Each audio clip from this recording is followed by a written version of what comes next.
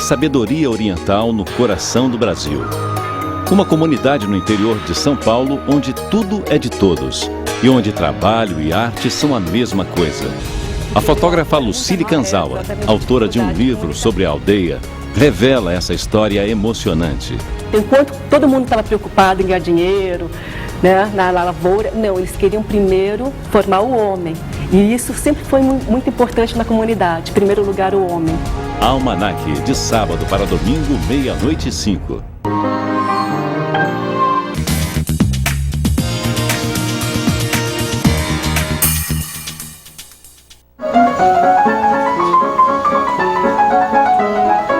A senhora ao piano lida com a arte com o mesmo cuidado com que é preparado o almoço.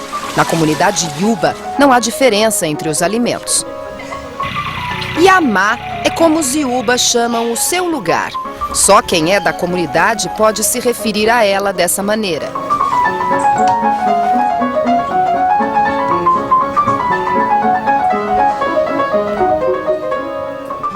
Na aldeia, tudo é de todos, até o dinheiro.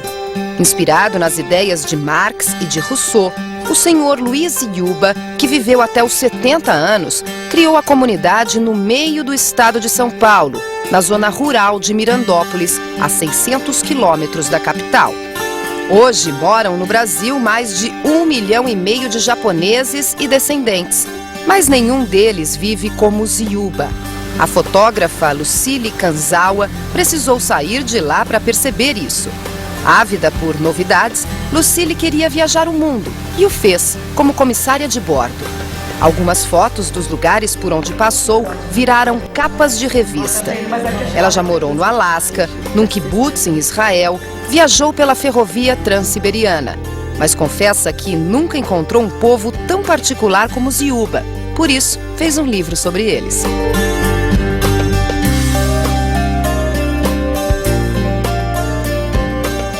Lucília, você na verdade nunca morou na aldeia, né? Mas sempre via de perto tudo que acontecia por lá, né?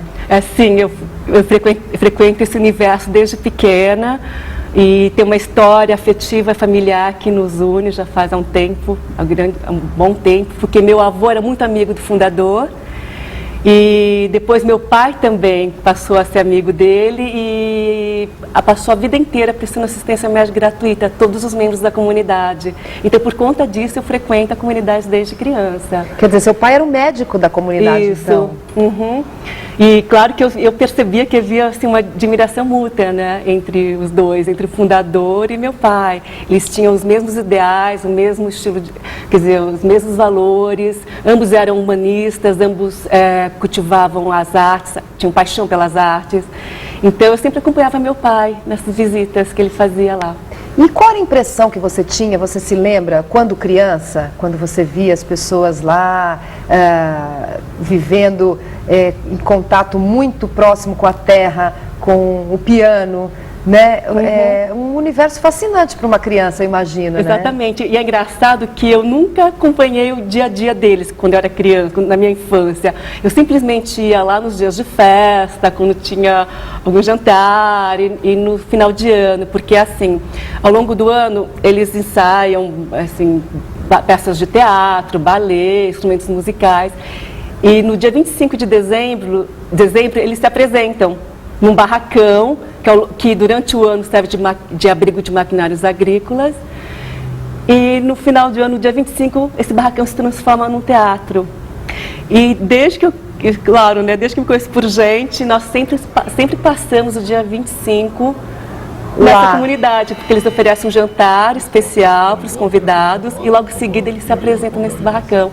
Então, o que me remete a, claro, comunidade, sempre fez parte da minha infância do Natal em casa. E até então, até há pouco tempo, a única imagem que eu tinha da comunidade era essa, festas, e claro que sempre me impressionou, né, o fato de eles serem lavradores e serem artistas ao mesmo tempo. Só que agora com esse trabalho eu passei a ver como que é o dia a dia deles na lavoura mesmo, né?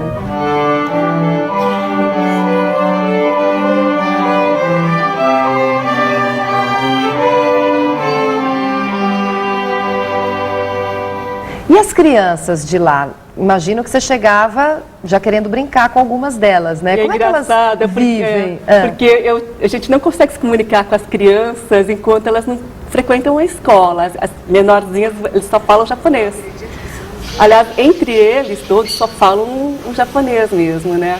E era muito engraçado, porque eu queria brincar com elas, mas eu não conseguia me comunicar. E porque até hoje eu acabei não aprendendo o idioma, né? Mas a partir dos 6 anos de idade, eles já se comunicam em português, né? Quer dizer, aí eles iam para a escola na cidade ou não? Eles frequentavam a escola ali mesmo? Da zona rural mesmo, lá das Alianças. Lá Mas tem uma aí escola. saíam da comunidade? Sim. Tem um ônibus que todo dia pega as crianças. Tem um ônibus que pega as crianças para levá-los à comunidade, à escola. Quer dizer, Lucília, não é uma comunidade fechada, que não quer informação de fora e não quer também se abrir para ser conhecida por pessoas de fora, né? Exato, não é isso, não é essa a intenção deles, não. né? Eles têm um estilo de vida próprio, claro, muita gente acha que ela é fechada por conta disso, né? Assim, o que dificulta uma pessoa morar lá é exatamente a dificuldade de comunicação. Se você não falar japonês, é muito difícil ter uma boa integração, né? Mas eles estão totalmente abertos ao mundo, eles têm acesso à internet, eles saem da comunidade o tempo inteiro, toda hora estão em Mirandópolis. Então ela é fechada no modo de vida deles, que é muito difícil alguém também conseguir acompanhar, né?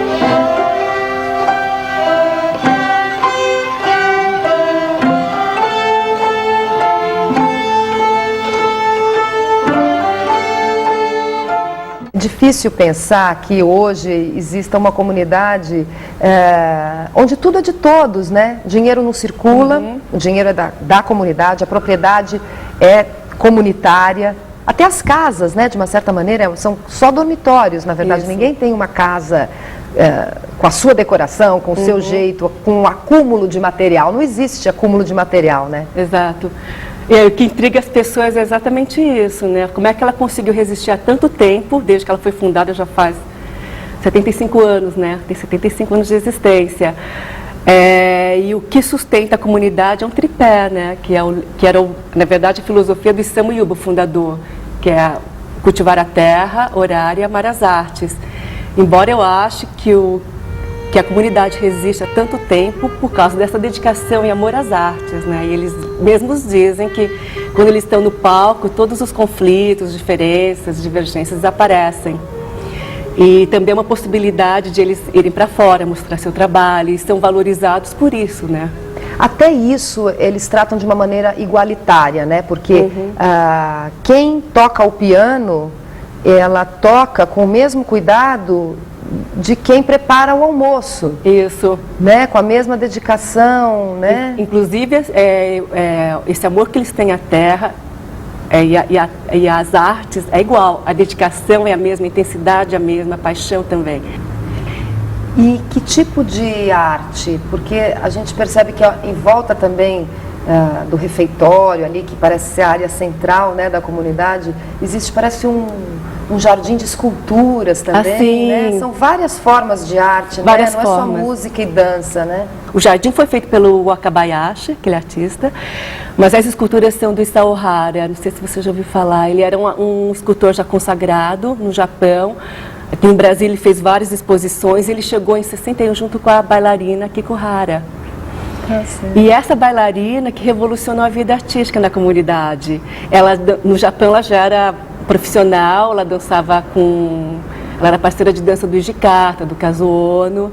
E ela foi a principal responsável, então, por formar esse balé? Exato. Porque o fundador, o senhor Yuba, ele tinha uma formação já de musical, isso, né? Uhum. E, claro, as pessoas lá já dançavam, mas, assim, uma coisa muito primitiva. E eles não tinham não tinha nenhuma referência, quase. Então, ela que passou a aprimorar os passos, os gestos. Ela só fala japonês, Ela só fala japonesa, infelizmente. Eu mesma tenho dificuldade em me comunicar com ela.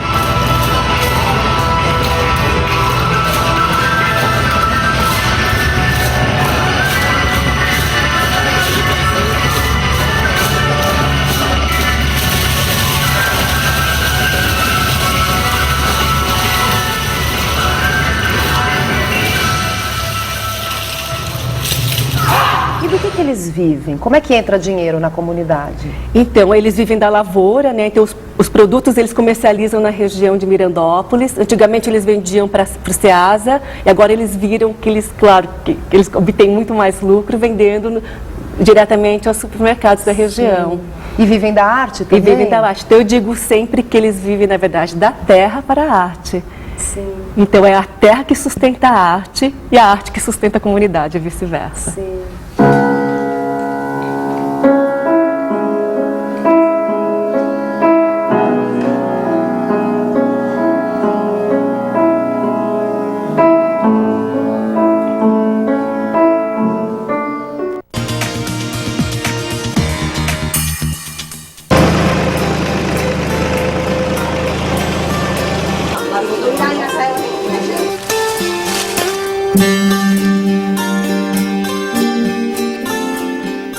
Como que acontece o dia a dia, a rotina? Parece que tem um rodízio, não é, Luci? Assim, em algumas funções existe o rodízio. Antigamente era mais frequente esse sistema, mas por conta da diminuição de pessoas, cada um já se fixou em algum lugar, essa é a mesma função todos os tem dias, as aptidões, né? As aptidões.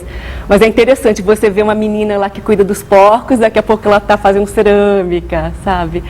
Então, eu só a vi cuidando dos porcos mesmo. Tem pessoas responsáveis pela produção do shiitake, que é uma mesma família, todos os membros da mesma família. Produção do quê? Shiitake. O que é? É o cogumelo. Aqui uns falam shiitake, shiitake.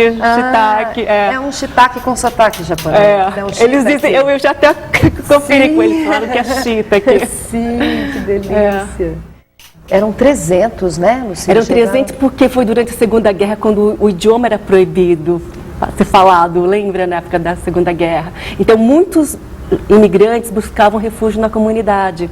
E foi aí que ela cresceu. E aí, quando os funcionários do governo chegavam lá, assim, preocupados com esse número imenso de japoneses juntos, né, aí o Issam-Yuba dizia que era para contribuir para o desenvolvimento do Brasil, que eles estavam muito envolvidos com esse projeto agrícola, que realmente foi bem sucedido, né? Chegou a ser a maior granja, a granja, né, da América Latina, inclusive foi matéria da revista O Cruzeiro. Ele foi consagrado o rei das galinhas na época. Sim, que Issam-Yuba. coisa. Foi a maior granja da América Latina de uma maneira cooperativa. Exatamente, isso. E hoje são quantos, Lucília? Quantas pessoas vivem hoje lá? tem 60 pessoas, apenas 60 pessoas. Mas ainda bastante, não é? Ainda bastante. O sonho do Issam-Yuba era que a comunidade resistisse a 100 anos. Ele sempre dizia que a partir de 100 anos uma cultura se forma. Então, falta só um quarto desse tempo e achamos que acreditamos que ela consiga sobreviver, né? Queremos que ela sobreviva. Por que você acha que deu certo aqui? Porque o avô dele, o Yuba, né, também tentou fazer uma comunidade parecida no Japão, né? O avô do Issam-Yuba, que era Saburo, ele já tinha esse sonho de construir uma comunidade lá no Japão, porque ele era o chefe de uma aldeia. E ela era muito rica em cogumelos e pinheiros.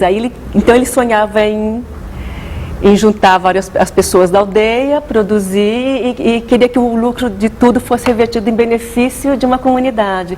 E isso não deu certo. Então o Issam-Yuba, além de ele ser um grande idealista, um sonhador, ele era muito carismático e ele tinha plena convicção do que ele queria. E ele era tão carismático que ele conseguiu convencer a família inteira a vir para o Brasil, quando ele tinha apenas 19 anos. E tudo porque ele tinha acabado de ler um livro do Rousseau, Emílio. Depois de ter lido esse livro, ele se deparou com um cartaz que dizia assim: vá para a terra prometida, livre e sagrada da América do Sul. Esse cartaz foi colocado na rua por uma associação cristã que estava incentivando os jovens a virem para o Brasil. Não como os outros japoneses que vieram para cá com a intenção de acumular dinheiro e voltar para o Japão. Tanto é que você sabe que eles foram escravizados, então ele estava horrorizado com a situação dos japoneses aqui no Brasil. Então, ele incentivou os jovens a virem para cá e com a intenção de realmente colonizar, de colonização. E de morar mesmo. E assim, e o lema dele era o seguinte: cultivar primeiro as pessoas, depois o café. Então, enquanto todo mundo estava preocupado em ganhar dinheiro, né, na lavoura, não, eles queriam primeiro formar o homem. E isso sempre foi muito importante na comunidade, em primeiro lugar o homem. Então você vê que, claro que é importante que eles obtenham lucro, mas isso nunca foi a prioridade, nunca. Tanto é que eles vivem até hoje nessa simplicidade, porque eles não têm ganância material, nunca tiveram. E que loucura essa sua história também, né? Você é tão vizinha, tão próxima e tão viajada, né? Rodou o mundo, morou em lugares pitorescos, para falar o mínimo, né? E aí foi se deparar com o Iuba como um povo diferente de todos os outros que você já viu, né? Isso, porque, claro, que quando eu frequentava essa comunidade, quando era criança, eu já percebia que era um lugar diferente. Mas até aí era o quintal da sua casa, né? Eu dizia que era um lugar que eu via como distante e muito próximo ao mesmo tempo. Porque era distante porque era um idioma familiar, mas que eu não entendia. E próximo fisicamente, e ao mesmo tempo era um lugar que eu não conseguia me imaginar morando, né? Meu pai sempre quis que eu fosse passar um tempo lá para que eu assimilasse os valores da comunidade, para que eu aprendesse idioma. E ao mesmo tempo ele sempre me educou assim, para que eu me casasse cedo e fosse conhecer o mundo. Aí com 17 anos eu saí de lá. E aí, claro, quis cada vez mais ir para lugares exóticos e distantes e diferentes do que eu conhecia. Aí, por conta disso, eu, além de ter me formado em tradutora e intérprete, comecei a trabalhar como comissária de bordo, porque isso me possibilitava viajar com uma certa facilidade. Então, eu dei praticamente volta ao mundo para resgatar agora as minhas raízes com esse trabalho.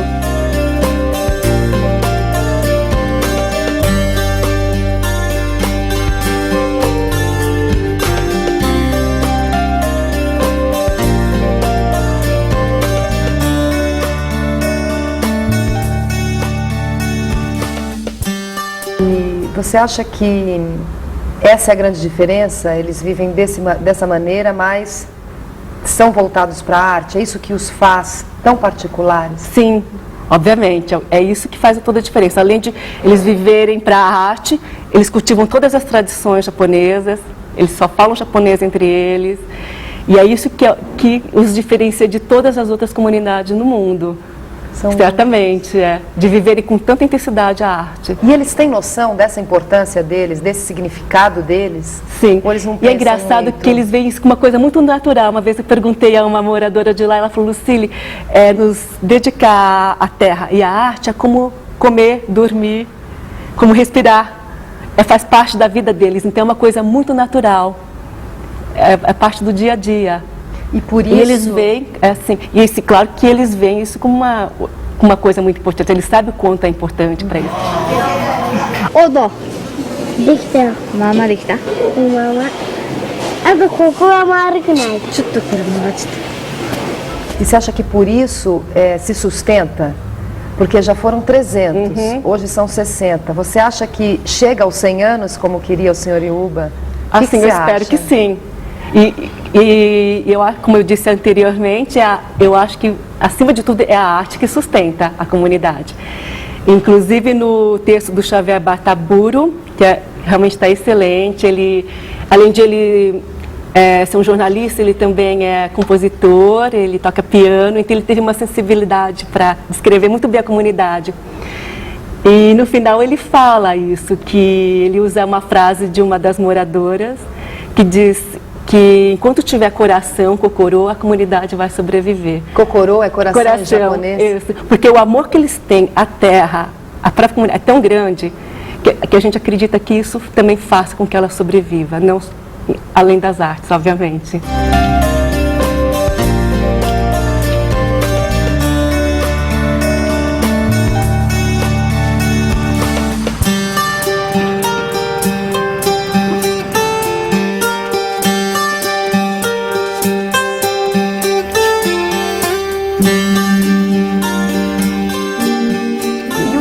Como é que foi fazer isso, voltar lá para trabalhar? Foi natural essa história do livro? Nasceu de uma maneira natural? Foi o resultado de muitos anos de visita? Como é que foi? Não, porque foi assim, que eu comecei a publicar matérias na revista Terra, na extinta revista Terra, infelizmente, e um belo dia, obviamente, comecei a publicar matérias sobre países longínquos, e um belo dia eles pediram uma sugestão de pauta, e foi aí que entrou Iuba. Então, na verdade, eu comecei a fazer esse trabalho para a revista. Eu fiquei uma semana para produzir material, porque na verdade eu tive que escrever um texto também. E quando eu apresentei o material fotográfico ao editor, ele falou que essa história merecia um livro. E eu achava que era uma pretensão, eu não estava com essa intenção, né, de ir tão longe. Quer dizer, era para ser uma reportagem, Era uma reportagem de uma revista de turismo. Exatamente, de conhecimento. Sim. E aí, enquanto eu estava procurando um espaço para lançar o livro, estava também, claro, em busca de patrocínio, não consegui, para o centenário da imigração japonesa, que era a nossa intenção. Sim, claro. Mas nesse período eu fiz algumas exposições, que foi na Pinacoteca, na Caixa Cultural. E hoje eu olho para trás e eu acho que foi bom esse período, porque foi amadurecendo o meu olhar. Eu acho que tem muitas imagens aí que eu fiz recentemente. Então eu acho que o livro acabou sendo publicado na hora certa. Maravilhoso. Não tem uma preferida, né? Claro, uma pergunta sem resposta, né? Uma foto eu tenho uma foto que eu acho que até uma unanimidade. Então é o primeiro caso, deixa eu ver. Que eu gosto Que você de gosta várias, mais. mas... Foram 8.000, né? Ao longo de 7 anos. Eu gosto muito dessa. Foi um momento assim, que me emocionou muito. A cena foi acontecendo assim, com muita espontaneidade. Ela simplesmente estava lá afinando o violoncelo. Aí chegou a filha, começou a abraçá-la, acariciá-la. Eu achei que foi um momento muito especial, que me emocionou muito. Porque o violoncelo, para você tocar, você tem que abraçá-lo, Exato, né? então ela abraça isso. E ela recebeu um outro abraço. Que lindo. Eu achei que foi uma cena assim, de muito amor mesmo, pelo todo o contexto, nessa simplicidade. Sim. E muitas pessoas me dizem isso e acho que essa cena representa bem, que lá existe uma grandeza na simplicidade. Então você vê um instrumento refinado num lugar totalmente simples, que carrega uma grandeza, obviamente. Muito, muito obrigada. Viu? Obrigada a você. Adorei conhecer você. Yuba.